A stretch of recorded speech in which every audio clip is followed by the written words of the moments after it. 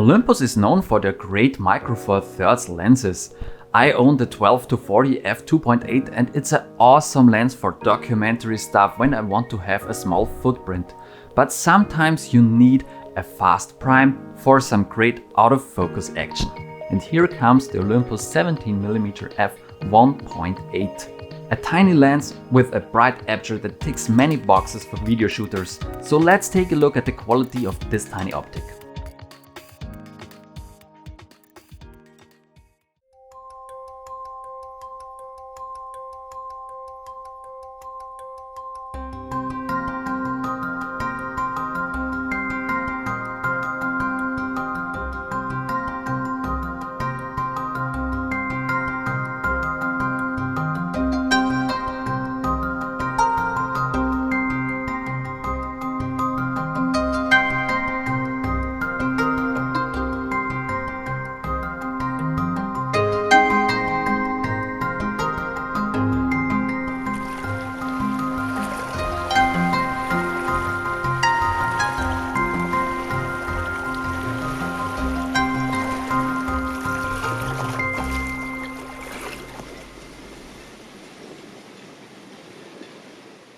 As you can already see, this lens is capable of producing beautiful images.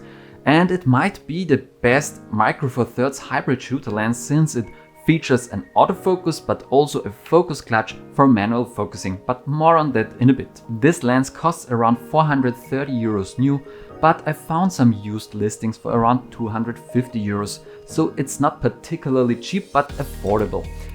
Especially if you compare it to the price of the 1.2 version, which costs over 1,000 euros, more than double the price of this lens. 17mm is a very useful focal length. Its full frame equivalent would be 35mm, so it's on the wider end, but still not too wide for body shots. I use 25mm most of the time, but sometimes it's nice to have a 17mm for medium shots or for action videography. This is where this lens can shine and be quite useful.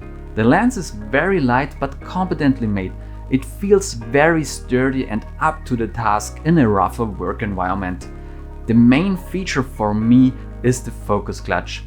You can choose to use either the autofocus or the non-linear focus by wire, but when you pull back the focus clutch, it reveals a nice focus scale. Focus action is quite smooth. If you have the Olympus 12-40, you already know what you are getting. This is a standout feature for every filmmaker who pulls focus manually. The focus ring turns 90 degrees, which I prefer when I pull my focus by hand. It works quite well despite it being so small, but you might have a problem when using it with a follow focus. But the feature is just very welcomed and nicely implemented.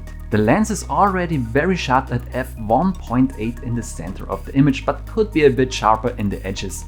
At f2.8 it's already at its sharpest in the center of the image, but the corners only get really sharp at f4. You can stop down even further, but at f8 the diffraction already starts to creep in and the image just gets mushy and softer the further down. The sharpness is truly excellent on this lens if you ignore the minor sharpness at f1.8 in the corners, but I wouldn't hesitate to use this lens wide open all the time. You can still stop it down to 2.8 or f4 if you want to shoot wider shots such as establishing shots. The sharpness test on the bench already revealed how well this lens can control barrel distortion. There isn't a whole lot, and this is very important on wide lenses like this. Micro four thirds is known for in-camera corrections, but since the edges of this lens are fairly sharp, I think that there is not a lot of in-camera correction when using this lens. The bokeh quality on a prime with a bright aperture is very important.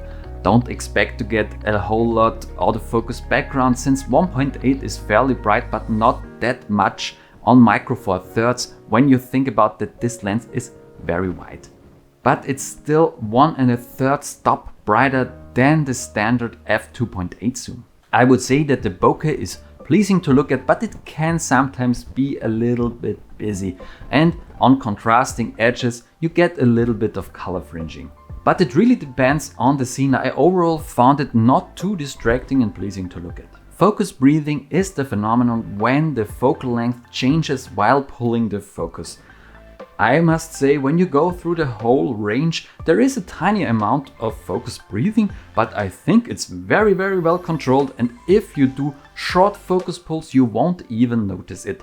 Very well indeed. There is flaring and ghosting when you point the lens against a bright light source such as the sun. The contrast drops a little bit when the sun comes directly into frame, but I would say it's overall well controlled. The blue and magenta ghosting is something that comes down to personal preference. I must say this is a nice package for video shooters.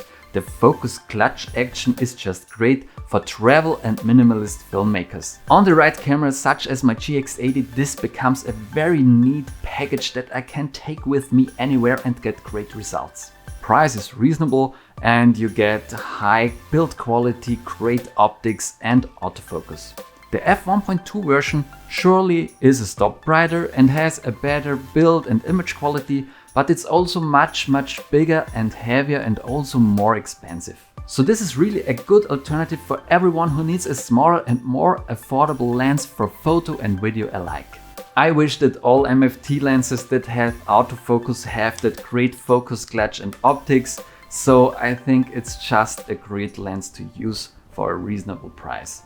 But let me know in the comments down below if this review was helpful to you. Also, if you know other 17mm lenses, please post them down in the comments down below.